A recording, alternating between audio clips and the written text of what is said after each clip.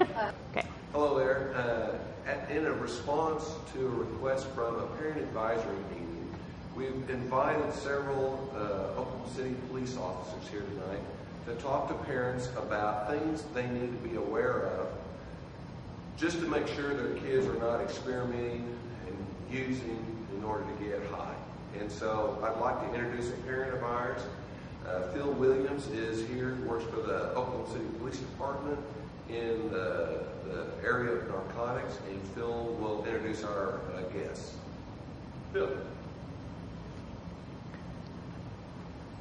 Hi, I'm Phil Williams. The three of us are members of a group here in Oklahoma called the Association of Oklahoma Narcotics Enforcers. We call it A1. It's a group of police officers from around the state. We primarily are set up and designed to promote training like this and for other police officers. When Dr. Whitrock called me, I knew that Detective Puckett here from Norman PD, Jeff Puckett, come on up here so you can introduce you. Get the camera. And Detective Angelo Orfici from the Bethany Police Department. He actually works in Bethany. So in lieu of actually doing this talk myself, I went to the people who I knew had the equipment and the setup to do it. And so Detective Puckett here is going to go through his drug awareness PowerPoint show, and he brought a bunch of different items of paraphernalia for people to look at and try to get familiar with as far as what you're looking for, what the problems are facing mainly kids these days. Not only kids, but a lot of these things pertain to the younger kids, like your kids and mine who go to school. So without any further ado, I'm going to turn it over to Jeff and let him do his show. Thank you, sir. Well, good evening. Hopefully everybody can hear me. I was blessed with a loud voice. Oftentimes it's been a blessing. Most of the times it's a curse because I never get away with anything when I talk because everybody always hears me.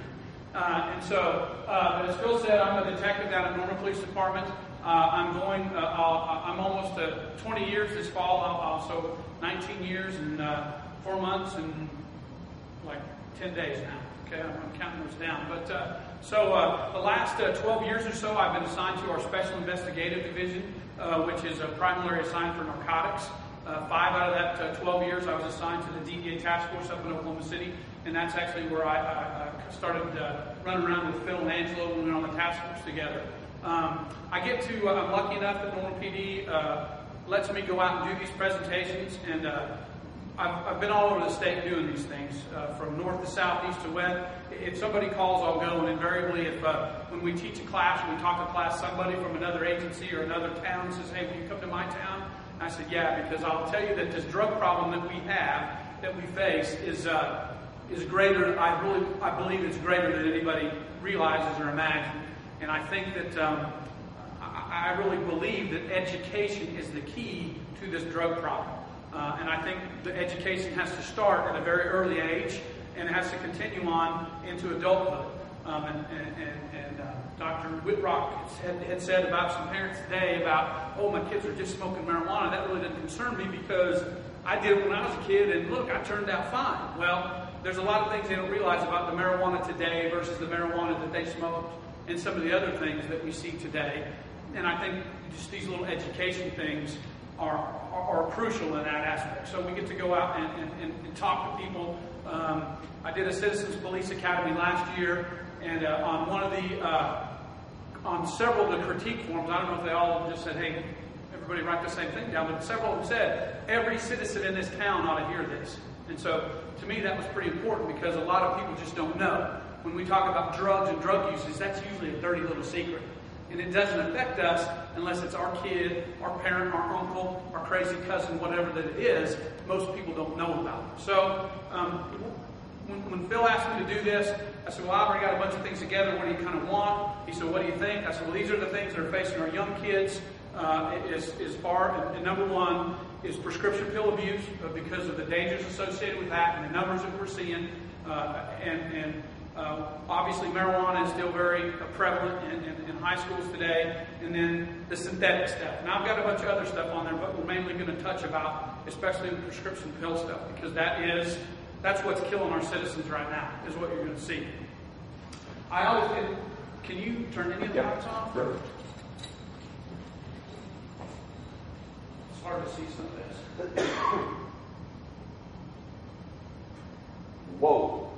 okay on the video? I can see it now, yes. Okay. You don't have to see me, you can hear me though, right? Mm-hmm. Okay.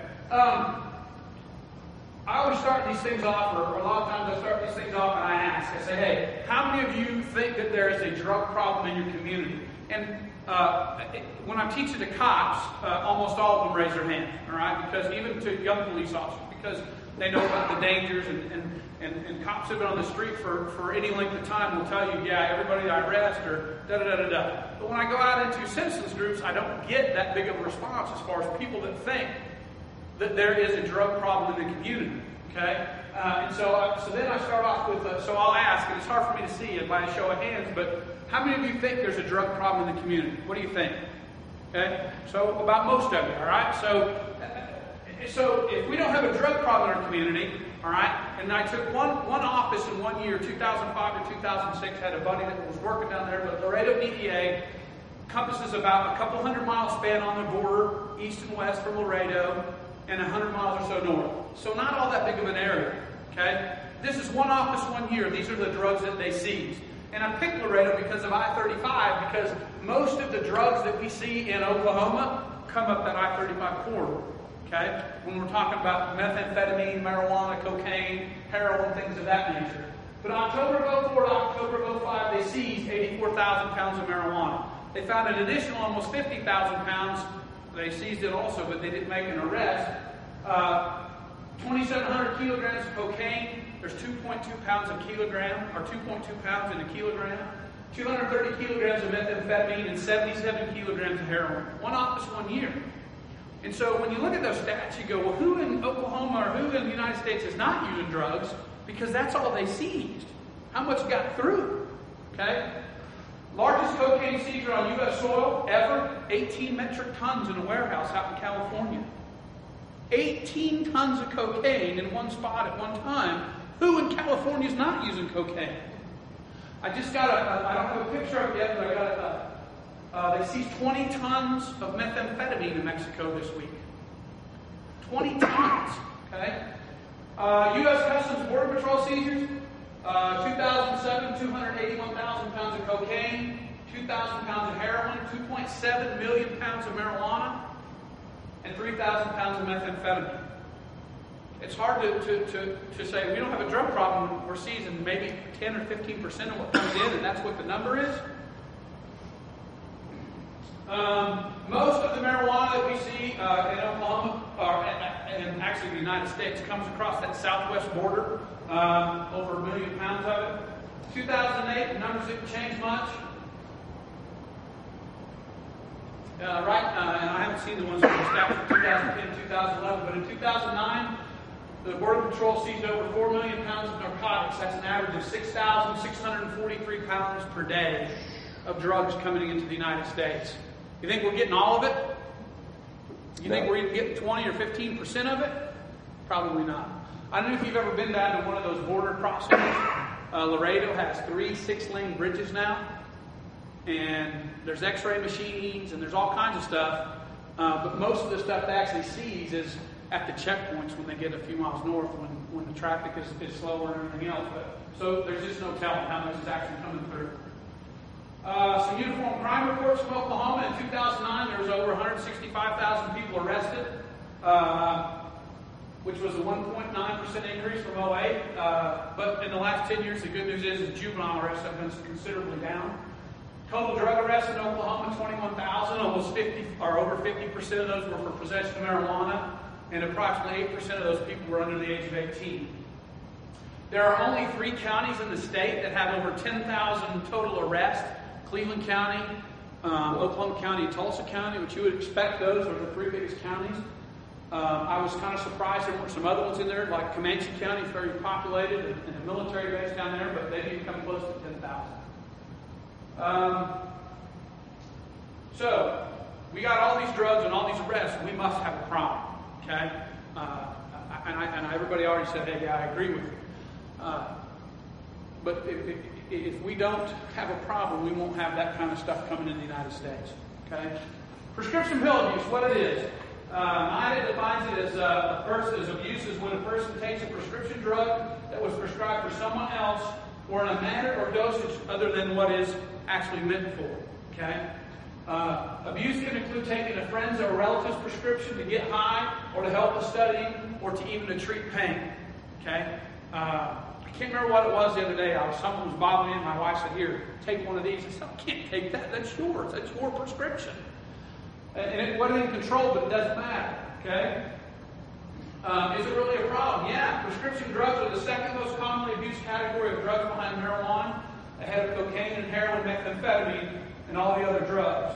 The National Institutes of Health estimates that nearly 20% of the people in the United States have used prescription drugs for non-medicinal purposes. That's a lot of people. Is it a new thing? Well, actually, no. Okay, it's been around for a long, long time. And as we go back to just back to 2000, about 43% of all hospital emergency visits for drug overdoses happened because of misused prescription drugs. Nearly 500,000 people. Okay, and what we have seen is those numbers just steadily go up and up and up. Okay. One of the reasons this drug abuse is increasing is because of the availability of the drugs, but mainly because of the highly addictive substance made up in these drugs. Okay, especially when we're talking about the narcotics or the opioid pain relievers. Is the problem going away? No, like I said, it's just getting worse. In 2009, 7 million Americans reported within the past month, non-medicinal use of prescription drugs, which was more than the number of cocaine, heroin, hallucinogens, and inhalants combined. So we have more people using prescription drugs non-medicinally than all the other street drugs combined. National surveys show that the number of new abusers of several classes of prescription drugs increased markedly in the United States in the 1990s, continues at high rates during the past decade. When was the last time you sat down and watched TV for more than an hour and didn't see at least one advertisement from a drug manufacturer? Right? I mean, this is America. We're expected to live pain-free. We ought to be able to sleep as much. I mean, all that kind of stuff. It doesn't matter. If it hurts, take this. If it feels, take this. If you can't do this, take that. Okay? We are a society that has actually, the last 10 or 12 years, are kind of getting driven by the pharmaceutical companies. Approximately 2.5 million Americans use pain relievers non-medicinally for the first time in 2009. Initiates of marijuana use were 2.4 million people. So about the same number of people using narcotics illicitly as the first-time marijuana user. Is it a local problem? No, it's all over. Non-medicinal use or abuse of prescription drugs is a serious and growing public health problem in this country. Oklahoma right now ranks number 1 per capita in prescription pill abuse rates. Number 1. We're in the top 5 in overdose deaths, total overdose death rates. And you are. This is not a good list to be on, obviously, but when you're compared to the other states that are up there with us, Arkansas, Kentucky, Tennessee, West Virginia, and then there's Oregon and Washington out on the West Coast that have severe problems with it also. Most people take prescription medication responsibly. However, an estimated 48 million people ages 12 and older have used prescription drugs for non-medicinal reasons. Let's see. Like I said, kids, this is where it's scary. I'm a parent of a 12-year-old, or she'll be 12 years old, and I don't trust her as far as I can throw her, and she's a great kid. Last night, or this weekend, she did one of the dumbest things she's ever done since she's been born, they're kids, right? And we worked a case a couple of years ago down at Norman. It was a wire case, and it started off at OxyContin, a family. Mom, dad, and 3 sons had a heating and air business, and they're all in the federal penitentiary now, along with 21 of their closest friends. But most of the kids that told us about this case were in their mid-20s, and they had started using a prescription pill when they were in high school, juniors and seniors in high schools. And the most common, when kids would talk about it, when we would talk about them, I'd say, why would you do that? You ever use cocaine? I'd never touched cocaine. What about methamphetamine? I'd never touched methamphetamine. Why not? Because that stuff's bad. Well, why would you take this? Well, it's medicine. It's prescribed. It can't hurt me. That's the misconception that they have about prescription medicines. And unbeknownst to them, it's more powerful on their brain than all that other stuff combined because of the opiates and what it does to the brain. Nearly 1 in 12 high school seniors reported their non-medicinal use of Vicodin, and 1 in 20 reported abuse of OxyContin. Now, would it alarm me if I said 1 in 20 high school seniors was using heroin? Would that alarm you more so than OxyContin? But guess what? OxyContin is pure heroin. Oxycodone is a psychoactive ingredient in OxyContin, and it's pure heroin, basically. Okay? Pure heroin. When asked how prescription pain relievers were obtained, 59% of the 12th graders said they were given to them by a friend or relative. The number of them getting it over the internet was negligible. Where do you think those kids are getting those drugs? Parents. Not necessarily their parents are giving it to them, but how many of you have a medicine cabinet or in your bathroom or a closet where you keep prescription drugs, right? Those things are expensive. We keep them around for a long time. If you have a prescription in there of a pain, you had a surgery a year ago, or you hurt a muscle, or whatever it was, and you get 20 or 30 of them, do you count them? No. I know some parents that have a liquor cabinet, and they'll have to put a line on it, right? To see if the kids have been stealing it. See, at least my parents did, and we replaced it with water. Stupid us, got caught. But anyway, I didn't realize that's what the line was for. But anyway, we don't count that stuff. We don't know. And once again, it's not my kid that I don't want to have to trust. Who else do we have to trust? Their friends. We don't know who's coming over after school or who's staying over on the weekend, and they're going in there and they're getting a medicine cabinet and taking 2 or 3 of them. For the past 7 years, an average of 20,000 people have died from overdose deaths annually in the United States. Opioid pain relievers are the most common source of drug overdose, and males 35 to 44 are the most likely to overdose. Phil, you don't have to worry about that anymore. You're past the deal. Okay? Drug overdose have now surpassed alcohol-related fatalities in the United States. Approximately 13,000 alcohol-related fatalities as opposed to over 20,000 drug overdose deaths. And that was a couple of years ago, actually. Okay? The CDC has just put some more statistics out in the last couple of months that are just really going to blow your mind. Between 91 and 2010, prescription for stimulants increased 5 million to 45 million, a 9-fold increase. And opioid analgesics increased from about 30 million to 180 million. Okay? The stimulants are things like Ritalin, Desoxyn, Adderall. Okay? The opioids are things like hydrocodone, Loratab, Vicodin, OxyContin, oxycodone, Percocet. It's estimated on a daily basis approximately 260,000 people in the U.S. are treated for an addiction to the pharmaceutical drug. How much do you think that costs us as a taxpayer? New Hampshire in 2010 was the first state in the United States to have more people die from prescription pill overdoses than car crashes. That's amazing, isn't it? Georgia, in 2009, 84% of all drug overdose deaths were caused by prescription drug deaths. They had 520. Florida, this is what scares me about prescription drugs, because I can see Oklahoma going down this road to Florida, who's been fighting this battle longer than we have. But they're killing close to 7 people a day with prescription pill drug overdose in the state of Florida. 2,400 bodies last year.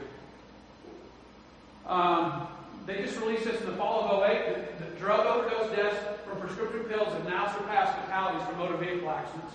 37,485 people died last year from prescription pill overdose in the United States.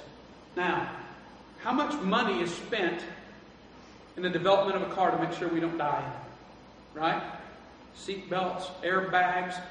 It's probably going to be maybe that we ought to wear a helmet when we're driving a car. If the insurance companies wanted it, that's what would get shoved down our throat next. Okay? And they have made the cars much more safer. The speed limits, traffic flow, all that kind of stuff is taken in when we're talking about driving a car. But here we are. Here's a pill. Take it. Here's another one. Take it. Here's another one. Take it. My dad, who's 65 years old, has one of those boxes. And he's taking like 5 and 6, 7 things a day. I said, you need to get off some of that stuff or find out what's what. And who knows what it's counteracting. Well, they tell me to take it. I said, well, they told you to jump off a building. Would you jump off a building? One person every 14 minutes dying in the United States from prescription pill overdose. The state of Oklahoma, even though we have one of the best programs available, still has one of the biggest problems. We have a program called the Prescription Monitoring Program, and it is headed by the Oklahoma Bureau of Narcotics. Anybody that prescribes or dispenses or law enforcement can have access to it, and it's free. Basically, if Angelo goes and gets a prescription for OxyContin tonight, I'll know about it. Now, the little blue light doesn't go off above my desk, but if I put Angelo's name in the system, I can find out all the doctors he's seeing, all the pharmacies he's going to, and all the pills that he's been seeing. Okay? And it's been actually in effect since 2006, and now it was mandated by state law that it's real time after the first of the year. It's been really good for the last couple of years. When it first came on, there wasn't mandatory reporting requirements, and so sometimes you'd get information that was, the guy went to the pharmacy because you got the script and it didn't show up for 6 months on the PMP. But now it's real time. But in 2008, Oklahomans received 127,126,211 dosage units of hydrocodone. That's Loratab or Vicodin. Okay, that's one state, 1 year, 127 million. Xanax, 45 million. OxyContin or oxycodone, 34 million. And Soma, 16 million. Okay? You add that up, 223,336,191 dosage units, hydrocodone, Xanax, oxycodone, and Soma. Roughly 3.5 million people in the state, approximately 65 pills for every man, woman, and child in the state of Oklahoma. Who didn't get their 65? We got shorted, okay? We got shorted. Call the governor and tell her you want your 65 pills. Actually, she owes you more than that. You should have got 36 hydrocodone tablets, 12 Xanax tablets, 9 OxyContin tablets, and 4 Soma tablets. 2009, we had actually better reporting. Those numbers went up, close to 150 million dosage units of hydrocodone. We now lead the United States in the number of hydrocodone tablets we dispense to our citizens every year. A little more than California. And we have 3.5 million people, and they have how many? 10 times the amount of people we have. 271,811,842 pills. 77 pills for every man, woman, and child. It's amazing. And we have a system in place that a doctor or a pharmacist can log on to and find out, oh, wait, you saw 5 other doctors this week. I shouldn't give you that. But we can't get them to check it. We can't make it mandatory to make doctors check that or pharmacists before they dispense or prescribe. Because we've tried, and they won't pass it. From 01 to 010, or 2010, Oklahoma has seen a 108% increase in drug overdose deaths. 2008, there were 606 overdoses. 2010, there were 715. And 86% of those overdoses were from prescription drug abuse. A 100% increase. If there was a 100% increase in any other kind of death, whether it was a traffic fatality, or they would stop, change the intersection, do something. Okay? Stretch a highway, they would change that immediately. Hydrocodone is our #1 killer, which is the Loratab or the Vicodin, followed by oxycodone, methadone, morphine, fentanyl, methamphetamine, cocaine at 37, total overdose, this was in 09, over 600 in the state. Okay? This just shows you that graph of that 108% increase from 2001 to 2010. This just shows, and it's hard to see, but drug overdose deaths by county. You had Tulsa, Oklahoma, and Cleveland County were the top 3. 2010 drug overdose deaths, top 6 counties. Oklahoma's in white. Actually, all others in white. Tulsa County is here in the light blue. Top right is Oklahoma County. 2010 drug overdose deaths, top abuse by county. Once again, you see the Cleveland, Oklahoma, and Tulsa County leads the state. This one is the one that's most surprising to me and gets everybody's attention. 2010 drug overdose deaths. 81% from pharmaceuticals, 19% from the street drugs. Well, what gets the most attention? I can tell you that in the court systems, you're going to get a lot more trouble if you sell cocaine or methamphetamine than if you sell your prescription. Okay? We got minimum mandatory sentences on some of the drugs. If you have X amount of cocaine, you're going to get minimum 10 years. If you've got a felony conviction, that could double. If you've got a conviction for that, it could, we can get you life for selling cocaine, methamphetamine, heroin, LSD, ecstasy, and even marijuana, but not for OxyContin. not for Lortab, but that's what's killing our citizens. Here's from Monitoring the Future study. Prevalence of past year drug abuse amongst 12th graders, and I apologize, this is hard to see, but marijuana is by far the most commonly abused, what we would call a hard drug, other than alcohol in schools today. But the ones that are, if you add them all up, the Vicodin, the Adderall, OxyContin, and the other Ritalin on here, it would get close to that if you added those all up and consider that one drug category. Any illicit drug use by an 8th grader, 19%, 7% in the last month. 10th graders, 34 and 15, 47 and 22 on the 12th grader. Once again, marijuana is by far the most prevalent, 42%. Inhalants, 8th graders will use it more than a high schooler. Why do you think that is? Easier to get. Okay, inhalants, glue, paint thinner, things of that nature. Alcohol, 8th graders, 38%. 71% of 12th graders. I think those numbers are probably higher than that for 12th graders. I don't know. I just remember when I was in 12th grade, I know it was a lot higher. 13% of the students surveyed 8th to 12th grade admitted to abusing narcotics other than heroin. Like I said, I got a 12-year-old daughter, and this stuff scares me. I also know from having a 12-year-old that she learns more about life those first 2 weeks in that grade of that junior high, the first 2 weeks there, than she did the previous years of existence. You know, and we got to talk to those kids. And hey, what are you seeing? What are you hearing? Has anybody offered you this? You know, no. And it's not good enough. At least for my child and her friends.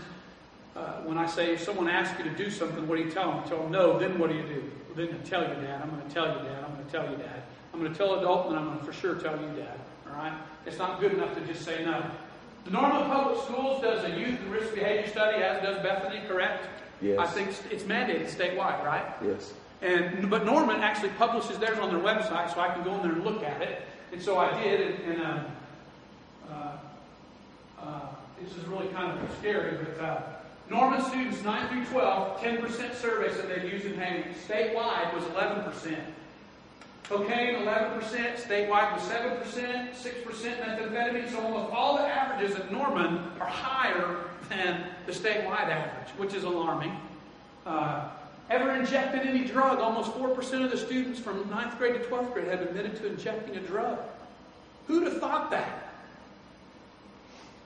Current marijuana users, 9th grade, 14% of them. And current, they couldn't tell me what defined as a current, like every day, once a week, once a month, we don't know. And 28% of the 12th graders. Total survey, 22% against the statewide average, 15%. So you can see that we stay pretty busy down here with our drug unit down at Normal. All right, let's have a little fun. Cannabis is the most commonly abused drugs in schools today. True or false? What do you think? True. Other than we got to remember alcohol. Yeah. Okay, alcohol is a drug, so it would be false. All right. People under the influence of cocaine, which is a stimulant, will exhibit constricted pupils. True or false? True. That's false. Oh. Okay. I would say true. Cocaine is a stimulant will dilate. It actually stimulates the body, raises the heart rate, the pulse rate, the body temperature. Synesthesia is an indication of hallucinogen drug use. True or false? I have no idea what that is. First of all, we've got to define synesthesia, right? The synesthesia is a transportation of the sensory modes. People will see sounds and hear colors. True. Yeah, there you go. True. Roofies is a street name for rohypnol. True or false? True. True. But they ought to call them what? Roof. Flories. See? Everybody knows that from the movie The Hangover. Yeah. The citizens of the United States consume about 40% of the world's illicit drugs. True or false? False. That's false. What do you think it is? Higher. Yeah, it's over 90%. Isn't that sad? We only make up like 5% of the world's population, but almost all the drugs that are manufactured, end up here. Addicted heroin user will shoot heroin 4 to 6 times a day. True or false? False. That's true. Gosh. Okay. Heroin right now in the streets of the metro is about $100 a gram. Actually, a little less than it. You get a less than a gram. And that will last that user they get 4 to 6 hits out of that. Where do you think that heroin user is getting that $100? Stealing. Got it? Yeah. Think they got a job? Nope, they can't hold the job by then. So they're stealing it, they're selling themselves, they're doing whatever they can to get that $100 a day to support that habit. That's all they care about. And that's when a lot of people are kind of surprised at this. They go, well, nobody in my family's a druggie. None of my neighbors are druggies that I know of, and no one, drugs don't affect me. I don't need to be here. I don't care about drugs. I go, you ever have anybody break into your car when it's sitting out here? Yeah, it happened 3 times last year. There you go. There you go. All your taxes, how many ever millions of people we got incarcerated in the United States, and they figure it's around 80%, maybe even higher, are there because of a drug or alcohol problem? Yeah, we all have issues with drugs. We just don't know it. Effects of drug on the user are independent of the person's personality, the environment, or how that drug was introduced. True or false? False. That's false. All the drugs are going to do certain things to the human body. Doesn't matter if you're person A or person B. Doesn't matter if you're male or female. Okay? Like I said, stimulants are going to speed you up. Depressants are going to slow you down. Narcotics are going to constrict your pupils. It doesn't matter who you are. Okay? Now, there is something to say that, and steroids is a prime example. I've known lots and lots of people in my career as a law enforcement officer working cases that used anabolic steroids. And only one of them was a total complete jerk. You know, that roid rage and beating people up. But guess what? He was a total complete jerk if he wasn't on steroids. Okay? And you think about the people that you've known have abused alcohol. You know, a lot of people, just because they get drunk, they don't turn into, not all of them turn into morons. Some of them do, but most of those guys were morons before, right? Marijuana causes an elevation in the pulse rate. True or false? That's true. Marijuana actually has numbing-like effects on the mind, but it actually stimulates the body, and it dilates those pupils, and it raises the pulse rate, things of that nature. There are only 300 narcotic analgesics, i.e. pain relievers, available for use in the United States. True or false? False. False. How many think there are? Over 6,000. And I always say, well, if there's 6,000 available, why do the doctors only prescribe about 4 of them? Why don't we get rid of those 4 and try some of them other 6,000? Alcohol lowers inhibitions, therefore it's best classified as a stimulant. True or false? False. False. It is a depressant. I think I already said that. Most people abuse only one drug of their choice, which is usually and not abusing any other types of drugs. What do you think? True or false? False. False. Studies have shown through blood tests from people that are arrested for DUI drugs or involved in fatality crashes that it's over 50% had more than 2 drugs in their system. It's probably around 70%, and it's still over 50% with people more than 2 that have like 3 or 4.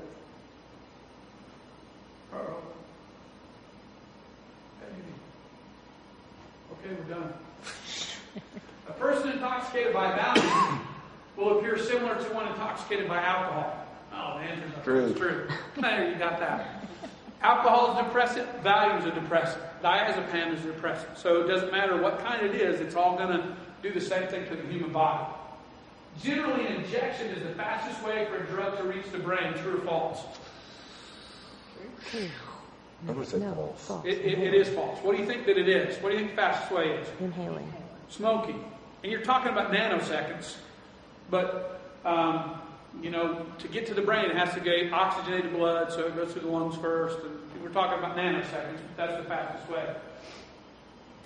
Marijuana impairs a person's attention span for normally not more than 2 hours after use. True or false? False.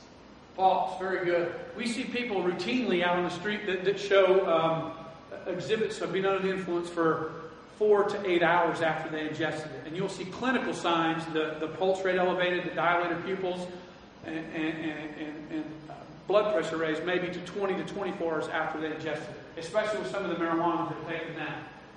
Any questions so far? Let's keep going. What is a drug? Well, we're going to be talking about drugs, so let's define it, because there's a lot of things that a doctor would say is a drug that we don't care in law enforcement about is a drug, and there's probably things in the school that you don't think are a drug that law enforcement will tell you yes that it is, and there's things that you say is a drug like aspirin, which really doesn't affect Angela or Phil or I as far as being a police officer, okay? But a drug is any substance which, when ingested into the human body, will impair the person's judgment and or decision making. Okay? What are some things that would fit this definition but wouldn't fit a doctor's definition of a drug? About glue, paint, right? The doctor's not going to say, go huff a can of paint and call me tomorrow, right? And the doctor's going to give you an antibiotic and say, here's, take this, it's going to clear up the infection. The doper doesn't care about the antibiotic because it won't get him high, okay? All the psychoactive drugs that will fit into that category or that definition can be grouped into 7 different categories, okay? Central nervous system stimulants, central nervous system depressants, hallucinogens, dissociative anesthetics, narcotic analgesics, inhalants, and cannabis. All those drug categories will do something a little bit different to the body than the other ones will. Some of them are very similar, but some of them are night and day different, okay? So depressants, stimulants, hallucinogens, anesthetics, analgesics, inhalants, and cannabis, okay? Psychoactive, i.e., a chemical that alters brain or body function, resulting in temporary changes in your perception, your mood, your consciousness, or your behavior. That's what we mean by psychoactive, all right? So no, we're not concerned about aspirin. They're not going to fit on that list. We're not concerned about, for the most part, anabolic steroids. They're really not psychoactive in nature. We're not concerned about antibiotics, not psychoactive in nature, okay? Depressants. Most of the depressants, as you saw on that list, 2 out of the 4 that we have listed there are the 2 most commonly abused ones in Oklahoma, Xanax and Soma. Dollars to donuts, that's probably what Whitney Houston died of, was some combination of Xanax and some other kind of thing, and they'll probably say it's mainly Xanax. That's what it sounds like. Alcohol is a central nervous system depressants. Depressants will slow down the activity of your brain and the central nervous system. Doses greater than therapeutic levels will affect heart rate, possibly body temperature, and a person's breathing. It's really funny. A lot of these drugs, these prescription pills, aren't bad in itself, and it's hard to overdose just on Xanax. But when you throw a Soma or a Loratab on top of it, or drink a little bit of alcohol, and you combine those things, you get the additive effect, it'll kill you pretty quick. It's pretty easy to tell you what a person under the influence of a depressant will look like, because alcohol is a central nervous system depressant, and my guess is that everybody has seen, heard, smelled, been around somebody that's been intoxicated by alcohol, right? And it doesn't matter if it's Valium or alcohol, they're basically the same. That bag on the right, it's hard to see it, but there's over 12,000 tablets in that bag. Right now, Xanax sells for about $4 to $6 a tablet out on the street, versus you can go get a prescription and pay, even if you have insurance, even less, but even it's fairly cheap. The generic form is fairly cheap at the pharmacy, less than $1, right around $1. So you can make a lot of money selling that stuff out on the street.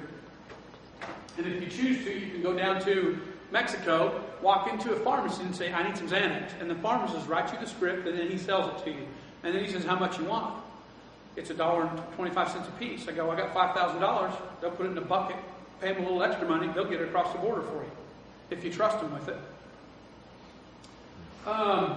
It's hard to see in that picture, but on the picture on the left, you see 2 different types of Xanax. You see the oval shape. The kids will call those footballs, or the user will call them footballs because of that oval shape. But the most common one we see are the bars, and they'll call them Z-bars or rails because some ingenious drug dealer or drug user, you can line up those pills and they look like railroad tracks because they're scored for you to break them. So they call them rails. Z-bars or rails.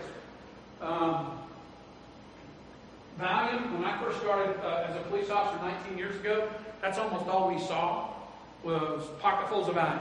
They were $5 a piece, a little bitty blue pill. There's 50 of them right there, or 45 of them. I haven't seen a Valium in years. It's all Xanax now. And then you talk to the police officers all across the state, and it's the same things. It's bars, bars, and bars. There's some Soma. It's not a real desirable drug on the street as far as the high, but it has very addictive qualities when people start using it, and we deal with a lot of people driving under the influence of Soma, lots of them. Remember the general indicators, a person under the influence of CNS will look like a drunk, talk like a drunk, and walk like a drunk, but they won't smell like a drunk. But it's basically the same thing. That staggered gait, slurred speech, uncoordinated, fumbly, slow, sluggish reactions. Okay. Actually, we don't have sound, but this just. You can put that microphone up there by it. Okay. Can you see it? Not at all.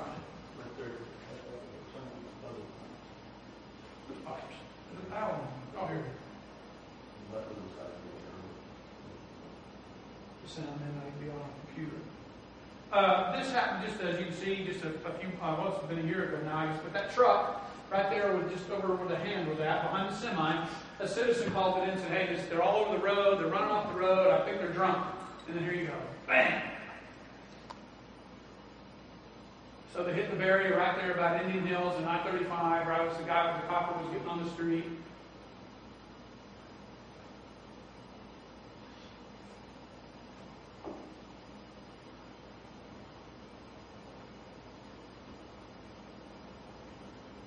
I'm not getting anything on the mic. Okay. Oh, here we go. Hello?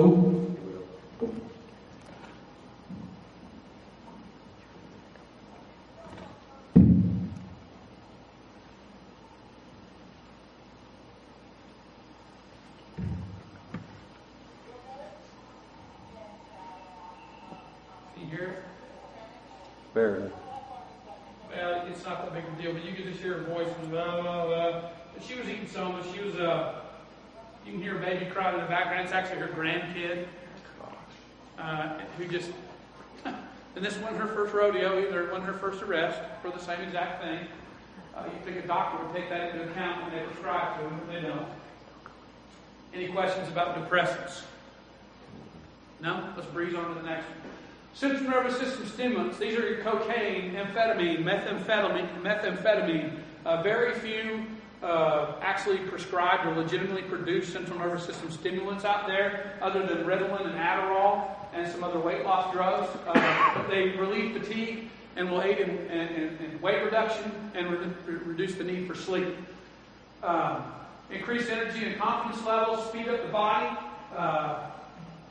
Here's some of the prescribed stimulants, Ritalin and Adderall and Dexedrine. I will tell you that Adderall is a big, big problem on that college campus down there at Norman. And I'm sure it is at OSU, Southern Net, everywhere, okay? That's really the only central nervous system stimulant pill that we see being commonly abused. Adderall is used, and Ritalin is attention deficit disorder, but the kids have found out that it will help them study, and apparently it works fairly well. But what they don't realize is that if they don't keep taking it, it's like they never studied at all. And they'll know, I know this, I crammed, I knew it, but here it is a week later, or at test time, a couple days later, I don't know it. Okay? But we'll see those, we've started to see more and more of the forgeries for Adderall go up, and that's all that it's for. Okay? Cocaine has been around for a long, long time. The natives chewed on the leaves back for energy hundreds of years ago down in South America. They used to put cocaine in all kinds of things. Cocaine is actually a Schedule II, which means it does have accepted medicinal use in the United States. Have you ever, when you go to the dentist office, they put the apricot-flavored gel before they give you the shot? That's some kind of lidocaine or some kind of cane, a topical anesthetic. Believe it or not, they used to have it in Coca-Cola 100 and some years ago, and they just figured, well, that's causing some problems. But what a way to get clients, huh? Customers. We'll get them hooked on dope, and they got to keep coming back buying our product. And they replace it with caffeine. This is a seizure we did several years ago when we were on the task force. 24 kilos of cocaine, do a controlled delivery, and get a few $100,000, and everybody's happy, and everybody goes to jail. I guess the guys that went to jail weren't too happy, but I will tell you that when I was a street police officer, I was very active. As you can tell, I can't sit still. I made a lot of arrests, a lot of stops. I did a lot of things, and I didn't think we had all this big of a drug problem in the United States until I went to the narcotics unit, and we handle about 3,000 bits of information related to drug abuse or sales at Norman, in the city of Norman, every year. And I thought, wow, after about 6 months, who is not smoking pot in Norman? I really thought that. I mean, I was losing faith in humanity, all right? And then I went up to the task force And I started seeing things like that all the time, and seeing these flyers come across where they seize 15 tons of cocaine, or they seize 1,000 pounds of this, or I go, oh man, how are we going to, who's not getting high in Oklahoma or in the United States? Okay? This is really sexy. You know, kids don't understand it, so people don't understand this, but every time they snort that drug up into their nose, that's burning a hole in their septum. And long periods of use, that's where they're going to end up. Guess what? That don't grow back. You can't fix stupid. Okay? You think he whistles when he talks? There's some crack cocaine. Oklahoma's, I guess, blessed in one aspect that we don't really have we have a significant population of crack users, but not compared to other things. It's not that significant. There's really only not much difference between crack cocaine and cocaine hydrochloride or powdered cocaine. You got to have cocaine and hydrochloride. You put that in water. You put some baking soda in there. You heat it up, and crack forms. And once you got crack, you can't go back. You're stuck with it. It's a rock or a solid substance. The only way you can ingest it is to smoke it. When cocaine, you could smoke it. You could break it down and inject it. You could snort it. You could eat it. Only thing you can do is smoke that. Okay? There's some crack rocks in a fake pager from a search warrant several years ago. And you know it's a long time ago if there's a revolver and a pager. Right? Ain't nobody carries either of those anymore. That would be a fake cell phone and a semi-automatic. There's methamphetamine, which we know in Oklahoma has a tremendous problem with methamphetamine abuse and has had it for the last at least 12 to 14 years since I've been around. Methamphetamine comes in various sizes, shapes, and colors. It's going to be hard to see it, but most of the methamphetamine we used to see was all brown. They called it just dirty brown methamphetamine, and it was all from the local labs here. Versus the cocaine is white. Actually, you could make methamphetamine white if you take it an extra step and wash with acetone and powder it back out, and it'd look just like cocaine. Cocaine is about $100 a gram, $100 to $125 a gram on the streets right now, which is one of those sugar packets. Methamphetamine is about $75 a gram. Cocaine and crack will metabolize out of your system in 5 to 90 minutes. Methamphetamine, you can stay high for up to 12 hours. So you get more bang for your buck. It's got some other problems associated with it, with the paranoia, and it's not a pleasurable high like the cocaine people like, but it is a lot cheaper. Now what we see is a smokable form of methamphetamine, which is ice. Whoops, there it is. Which is ice or crystal meth. And I'll throw this in here now, and then I'll get off this soapbox. But how many of you, you don't have to answer this if you don't want to, but how many of you use a pseudoephedrine product? Where you got to go, you can only buy 9 grams a month for your allergies, okay? I will tell you that prior to 2004, before that it was a wide open market where you could buy it at a convenience store. I was on the DEA task force. So was Angelo. Phil was on the meth lab task force. And we handled cleanup for meth labs for the entire western half of the state, for basically Shawnee West and the Panhandle. And then you had Tulsa that took care of Northeast and McAllister that took care of Southeast. And when you're a duty agent, once every 13 weeks, because that's how many agents were in the building, you handled about 7 calls per week. The most I ever handled in a 7-day period was 17, or 15, I'm sorry. And they never got a meth lab at 9 o'clock on a Monday morning. It was always Friday at 3 in the morning, Sunday, sitting in church, whatever. Okay? And that's my wife, because she dealt with that for 5 years while I was on that task force. When we passed our first law in 2004 restricting the sale of pseudoephedrine, putting it behind the counter, that was the end of our meth lab problems. We didn't do anything for our dopers. I mean, we still had pranksters, but that was the end of the meth lab problem. We went from having 1 lab a day in Oklahoma to none, almost overnight. It was like, is this pager on? Do we need this thing anymore? Now, meth labs are creeping back into the state, especially on the eastern half, and there's 2 counties over there. The city limits of Tulsa is having 2 meth labs a day. Okay? And that stuff's slowly creeping west. It costs the city over $1,000 to clean up one of those meth labs. If you're having 2 a day and a budget-strapped time like it is now, we need to get that pseudoephedrine restricted. And they're saying, well, we don't want to get the people, we don't want to restrict the sale of medicine. You can get it in a gel cap, it's just as good. The gel caps in front of the counter, they don't restrict the sale of that at all. But they can't convert that to methamphetamine. So when that bill comes up, if anybody asks, don't fight it. Please don't fight it. Yeah, it's a hassle, but I'm telling you, it is a needed thing. That's been the only law since I've been a police officer that had that effect on crime overnight. It dried up the meth labs. The other thing is about it is, if we don't think this drug is big business and that the cartels in Mexico is not keeping their finger on the pulse of what we do up here, prior to that law passing, we hardly ever saw any Mexican methamphetamine in Oklahoma and really the United States because we had enough domestic methamphetamine. Overnight, we started seeing huge seizures of the highway of ice. Okay? Prior to that, we never saw ice in Oklahoma City. Now that's all we see. Because guess what? We dried up the source, but we dried up the supply, but we did nothing about the demand. Okay? And that gets to this whole drug problem that I kind of touched on about education. Is that we got to educate our kids, we got to educate our people that this stuff is bad to get them to where they don't want it. Okay? To dry up the demand, and then the supply will go away. Here's a shooter kit, and it's hard to see, but I'm deathly afraid of needles. I hate them. But what's the difference between the picture on the right and the picture on the left? Yeah, I know there's a spoon and Angela on one of them. But what's the difference between those two needles? Yep. One's capped, and the other one's not. And anytime you think you're dealing with somebody that's an intravenous drug user, I decided a long time ago I wasn't going to die by the gun or the sword in this job. I was going to get pricked or poked, to get some nasty communicable disease and die a slow, painful death. And treat every needle as though it's uncapped and that it's got the nastiest bloodborne pathogen in it that you can think of. All right? If you see them on the ground, don't pick them up. Call the police. Call whoever it is to dispose of them. If you find one in your kit, they're just nasty. If you find one on school grounds, they're nasty, nasty, nasty. There's this. It's not a very good picture. It's hard to see, but that's actually blue ice that we took on a search warrant here in Norman last fall. They had some kind of food coloring in it to brand it, basically, okay, as their own. We've seen it red. We've seen it green.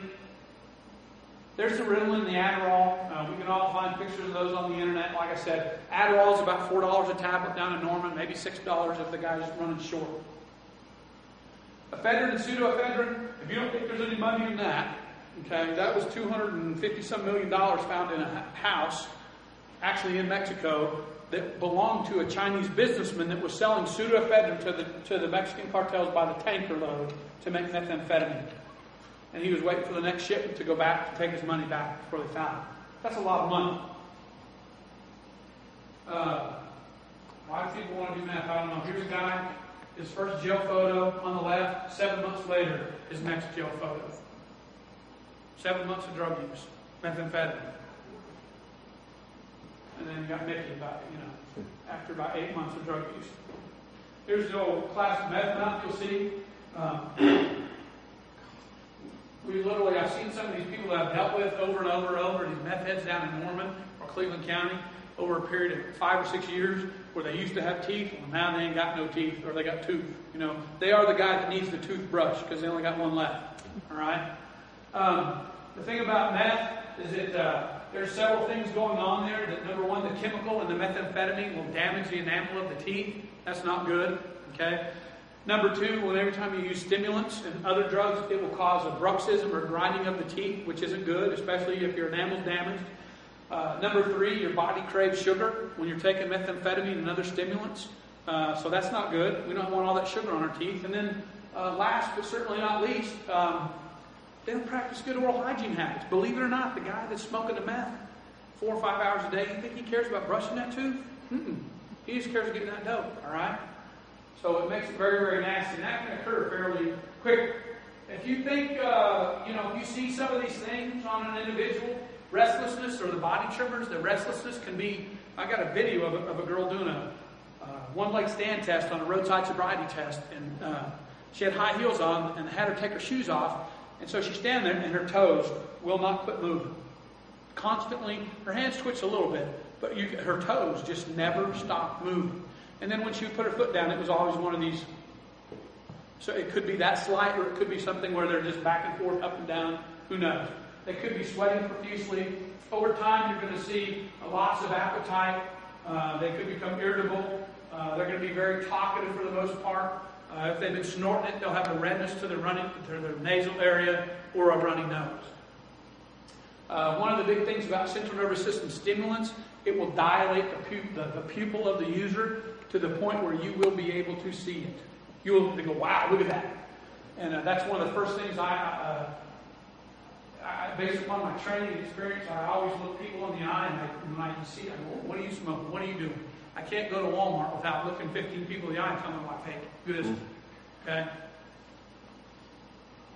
There's another picture of one. You're going to notice that, right? When you shine that light in their eye, what should their eye do? Small. It should constrict. But look at that. The drug is forcing so much pressure on the body, it's going to keep that thing out. It's going to keep it dilated out. You can get any way you want to get a drug into your system, you're going to do it. Primarily, they use stimulants. They either eat it, they smoke it, they inject it.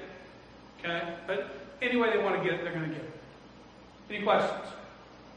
Nobody thinks they'll spend a romantic evening in here, but men will change all that. All right, hallucinogens. This is a big one. We'll go over these real quickly. Hallucination is a sensory experience of something that does not exist outside the mind. There are two types of hallucinogens. We have synthetic, which consist of LSD, MDMA, and a bunch of chemicals. I'm not even going to pretend to know how to say it, but DMT and DOM, 2CB, 2CT, the bath salts. Some of those are what they call psychedelic stimulants that will produce hallucinogens, and they have stimulant-like properties. That's why. But most of them are made from a combination of a stimulant and a hallucinogen. Okay? And you have naturally occurring, which the two most common ones we see here in Oklahoma are psilocybin mushrooms and then a Jimson weed, and I think that's what the kid here in Bethany took was this summer. Yeah. Mm-hmm. Actually, LSD was first synthesized by a Swiss chemist, Albert Hoffman, in the 1930s. Like most of the drugs that we know of, they were trying to make medicine, and actually it was in liquid form. He spilled some on his arm, and next thing you know, he's chasing around butterflies around the lab that aren't there. Because unlike other drugs, it's called transdermal absorption. It will absorb through your skin, and you can get high. So that's where LSD came from. But most of the LSD we see on the street now, and it's actually it kind of peaks, it spikes.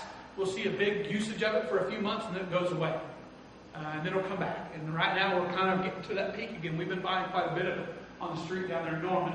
It's almost always been those little breath mint bottles, and it's in a liquid form, and they'll drop it on a sweet tart, and then you just eat the sweet tart. A dosage unit of like if you were to have an ounce of pure LSD liquid, which is very expensive because you can literally make hundreds of thousands of dosage units that sell for $10 a hit.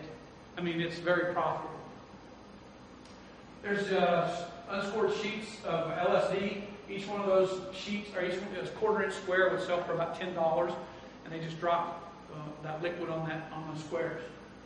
There's some of it in a cigarette pack. They have to keep it moist, whether it's on a sweet tart or on paper or whatever it's on. So they'll wrap it in cellophane or they'll wrap it in aluminum foil to keep it moist, which you can't hardly see them on the slide. But there's a bunch of white little squares inside that aluminum foil.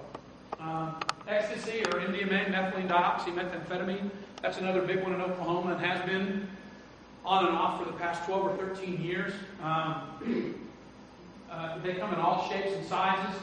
Anytime you see a pill that's got a crazy design on it, don't let the kids tell you it's just candy. Okay? It's just Pez. They even have a Pez candy dispenser. All right? Chances are it's ecstasy. Here we have an Izod alligator, the VW, and I think the other one was a Rolex. Those were some gel caps Knucklehead and Norman was making. We don't see a lot of gel caps out on the street because they're too easy to fake. So they got to see these pills with a stamp on it. And like I said, I think I got a slide in here. There's over 100 different ones. That's again the Yang symbol. There you go. There's 99 of them. And that changes every day. The ones we bought last were, the naked lady on a trucker's mud flap. That's what they were. Okay. We've seen Oakleys, blues and reds. Here was Darren sees this several years ago. 7.5 pounds of ecstasy, and it was actually destined for Wichita, Kansas. Which you would think, well, that really doesn't affect Oklahoma because it's going to Wichita. Because Wichita is a source city for all those northern cities in Oklahoma. Because it's cheaper to go up there from Blackwell than it is to drive to Oklahoma City. 'City. So some of that dope is going to come back down, if that makes any sense. They used to call these dances they would have raves. They don't really call them raves anymore. They call them after parties or underground parties. They're a lot more quiet than they used to be. They used to have big websites. You could see, you could get in there and probably see your kid or your neighbor's kid or your grandkid or something on there. They were always advertised as drug and alcohol free, but they were clearly catering to the ecstasy user. And these are just some of the things that were associated that we would see after one of these parties or during an arrest or something like that. The kids told us that the Tootsie Rolls, what they would do is they would unwrap it, cut the Tootsie Roll in half and put the pill in there and wrap it back up. What's the chances of me finding that, Mom or Dad? Or copper? I guarantee you I've done 1,001 searches in my life and I've never opened a Tootsie Roll. Ever. Same thing with the M&M or the Skittles. They cut the bag with the razor blade and then put them in there and shake it up. What's the chances of me finding that? You look in there, unless you just happen to see one of them, you see Skittles or cigarettes. Okay? Pacifiers and blow pops. I'll show you some pictures, I think, in here. One of the side effects of ecstasy use is the bruxism, the grinding of the teeth. And they know that their mouth is going to be sore the next day. So they put that pacifier, that blow pop in there so they don't grind their teeth so their mouth then hurts bad the next day.